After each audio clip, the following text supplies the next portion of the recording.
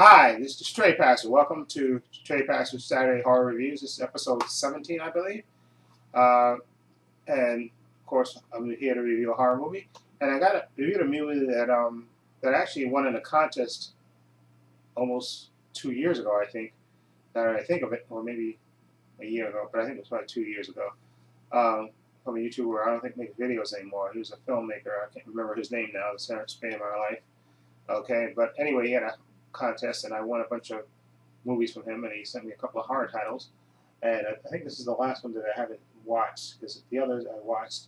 He sent me The Collector, and I think then this movie, and I just never got around to watching it. And I was looking for something to watch for the horror reviews, and this movie that I watched, pulled this movie, and I read the description and said, so yeah, this qualifies. This is sort of a sci-fi action horror movie, and it's 2009's Pandorum.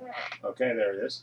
Starring Dennis Quaid, Ben Foster, and believe it or not, they have the girl that played the actress who played what's her name in Superman, and that's in Man of Steel, who played I can't remember this chick's name. I can't pronounce it. It's going to be hard as hell. Who played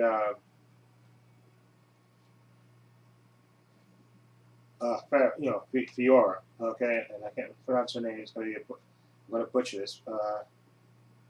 Ancha True, okay, who's actually gorgeous. Anyway, but that's beside the point. But anyway, she's in this movie as well. Okay, and I realized when I was watching this movie that she was familiar to me. She looked familiar. I couldn't quite place it until I saw what her name was in the credits, and that's who it is. She plays a kind of a supporting role in this movie. Anyway, this is about two astronauts that wake up. This is supposed to be set in the future where basically the Earth is overpopulated, and resources are getting extremely limited. So Earth sends a probe out to discover planets that are Earth-like, so they can take people off the planet and send them there. So before the Earth runs out of resources. Okay, so I think it's set in like 2149, something like that. Some that future time, because they in the beginning of the movie they kind of explain it to you. They break it down that way. Anyway, you have two astronauts, like I said, Ben Foster, who plays Bauer, and then Dennis Quaid, who plays Peyton. Bauer, Ben Foster wakes up first. Of course, like I said, they wake up stranded on a spacecraft, and they discover that they wake up from a hypersleep, because I think that the thing is getting to that planet that's Earth-like features it's supposed to take 123 years. So of course they have to go in hypersleep so they can sleep and be frozen through part of the getting there. Okay, because of course you couldn't live normally that long. So they're supposed to be in hypersleep and then wake up when it's time to get there. Anyway, they wake up and they can't remember anything. They kind of one of the conditions of hypersleep, I guess you get disoriented and you get amnesia and you can't quite remember. Of course, so slowly, and they also see that the ship is kind of drifting, and basically what happens is, and they can't really get outside of that there's a chamber that they're in, and they can't quite get out of it because the door is locked to get to the the bridge and see what's going on. So Bauer decides, with Lieutenant Peyton, Dennis Quaid guiding him. He goes up through the ceiling and basically tries to go through the ship with Lieutenant Peyton, who has some communications in that little cargo bay that they're stuck in. See if he can guide him to get to the reactor core and reset it before the ship basically explodes. Anyway, so basically this movie is a sci-fi, like I said, sci-fi because it's set in space, action and horror as well, because they discover, much to their chagrin, as Bauer discovers, that he's not alone. Okay, and he slowly but surely starts to remember little pieces of his past. You see, he starts, as also when he wakes up, he's in the room where he is in. He has a locker there, and he has an image of a girl there, and not an image, a photograph of a girl there. So, he gets little remembrances of her. And like I said, he slowly but surely he starts to remember stuff as he's going through, and he discovers also, like I said, he's not alone on the ship. That there's other people there. They have people,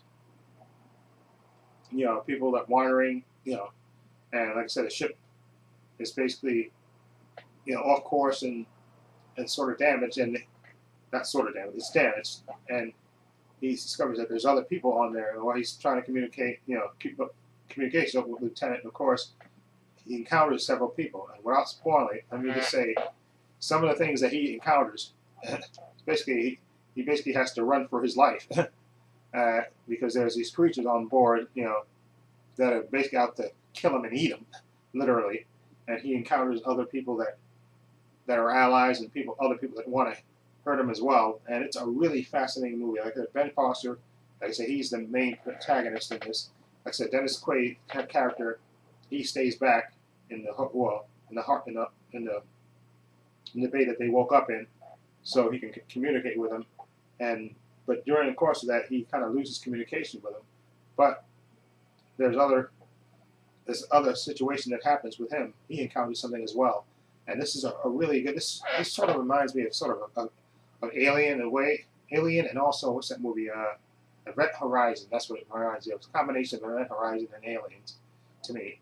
Okay, it's a really good, interesting movie. Like I say, pay attention. But I think this is the type of movie that you have to, I think, watch maybe twice to get everything, because they kind of slowly unfold things as it goes. As Ben Foster's character Bauer, encounters different things in different situations, and like I said, he's running for his life and also racing against time to get to the reactor before it reset. I think the reactor is going to explode and shut everything down, and of course they're going to crash. Okay, and like I said, he encounters some people that are allies, some people that and these things that are on the ship that basically want to eat him, kill him, and eat him, and literally. And I enjoyed this movie. It was Pandora. It was good. Like I said, Dennis Quaid was good. But like I said, Ben Foster is like the main character in this. Him and like I said, the girl, because I can't pronounce her name, I'm not going to butcher her name again. The girl that played Viora in Man of Steel. She's, he meets up with her, and then another guy, like I said, and also Norman Reedus, from Walking Dead. He's in this as well in a little brief role, but it's a good movie. It's intense, and it's action. You have suspense, and of course you have the horror with these creatures, these things that they're trying to escape from and run from, and try not to be eaten from, literally. Trying to get to the reactor core, to reset everything so they can find out exactly where they are and stop the ship from drifting. Okay, and it's like I said, you have Dennis Quaid. He's in the command center there. Not quite the command center, but the little storage bay that they wake up in, and he has little communications there, and he can monitor things. And of course, he encounters someone as well, which I don't want to spoil because it kind of leads to a spoiler in this. But he has his own little adventure there, which they keep flashing back between that and also from Ben Foster's character Bauer with him and his allies trying to get, like I said, to the reactor core and reset everything.